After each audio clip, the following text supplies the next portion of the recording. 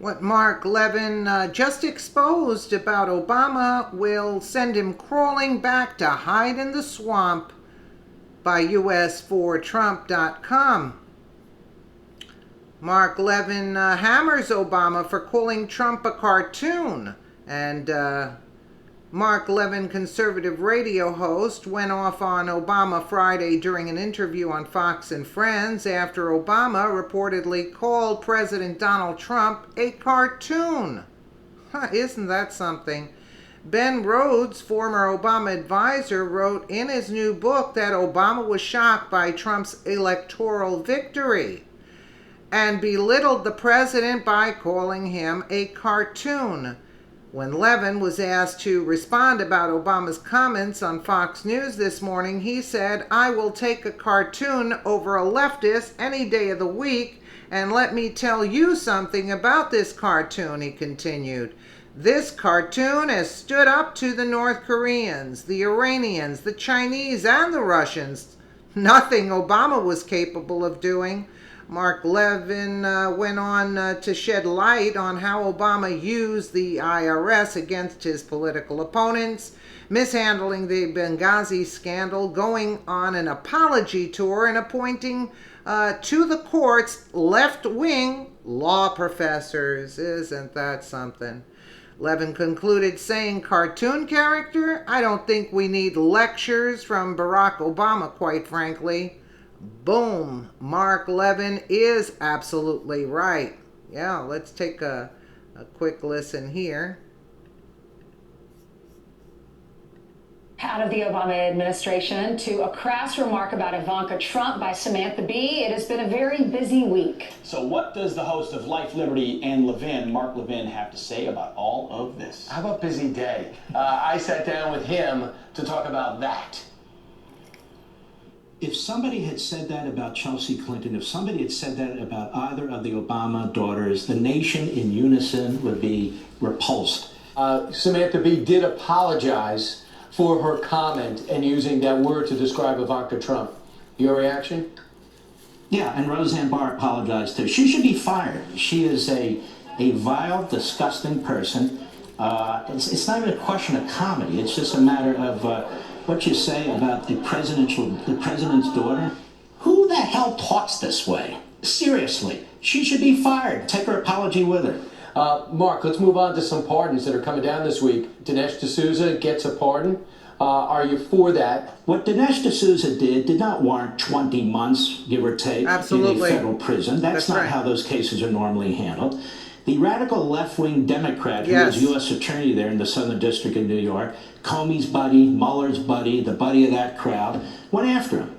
Went after Dinesh D'Souza. Yeah. And the president looked at this. And Such a good person, Dinesh D'Souza. Do you see what they did to do? You see what they do to good people? pardon powers in there for a president to intervene if he thinks he should. And he said, you know what? I'm not buying this. I don't like what was done to him, and I'm pardoning him. I'm not going to react to all the left-wing conspiracy kooks out there. They're going to be there no matter what happens. Yeah. This is why I like this president. He does what he believes in, and he's doing the right thing. They deserved pardons, in my humble opinion, as part of the justice system, what was done to them. Sometimes injustices are actually done to conservatives and Republicans. Yes. And in this case, that's the case. It looks as though back again is Attorney General Jeff Sessions. Trey Gowdy said, if I'm Attorney General Jeff Sessions, I'd probably leave the job because I'm not going to be serving the president well. How do you feel about now, even though it's almost a year later, the Russia investigation goes on and Jeff Sessions still has that job? Where do you stand, Mark? Well, I've known Jeff Sessions for 30 years. We worked together at the Justice Department. He was U.S. Attorney, I was Chief of Staff, and I like him very, very much. I think he made a terrible mistake here. I agree, if he was going to recuse himself, he probably shouldn't have taken the job. Or if he did recuse himself, what he did, he probably should have stepped down. The president has a right to an attorney general of his choosing. But I would say to Trey Gowdy, maybe you ought to step down a little quicker, too. Your nonsense about this not being a spy, but an informant, and in criminal cases we call them informants. It's not a criminal case. It's a counterintelligence case, don't you? You know, and do you see Gowdy? He should be ashamed of himself. He should be ashamed of himself. Sorry about that. Difference? You're a former federal prosecutor. They don't want to call him a spy, and now they're telling us, you know, The Trump campaign was never investigated. Yeah. Let me suggest that Mr. Gowdy and Mr. Rubio and some of the others go back and listen to the testimony of Mr. Comey himself in March of 2017, in which he said in front of the House Intelligence Committee that, among other things, the Trump campaign is under investigation. What's wrong with these guys? They're handed information about a spy. They should be concerned about these police state tactics, but they never are. Instead, they want to vote to protect Mueller.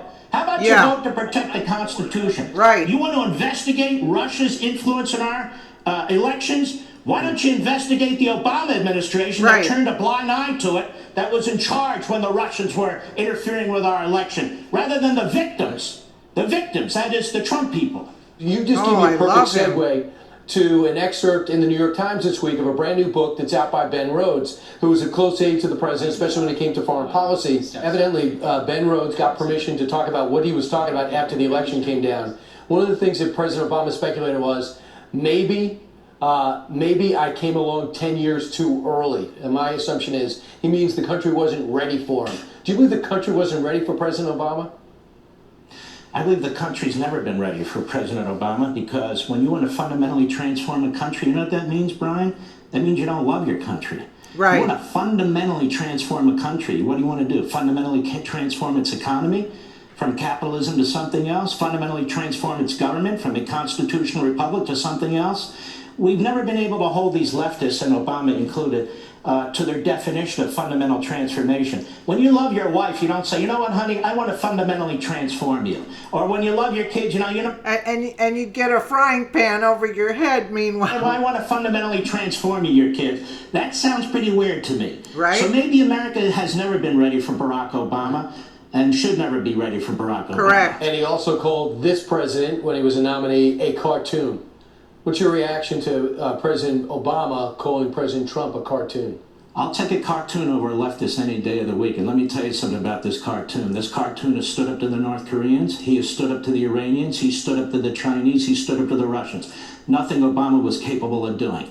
He didn't surveil the Prime Minister of Israel like Obama did, or Jewish groups like Obama did, or members of Congress like Obama did.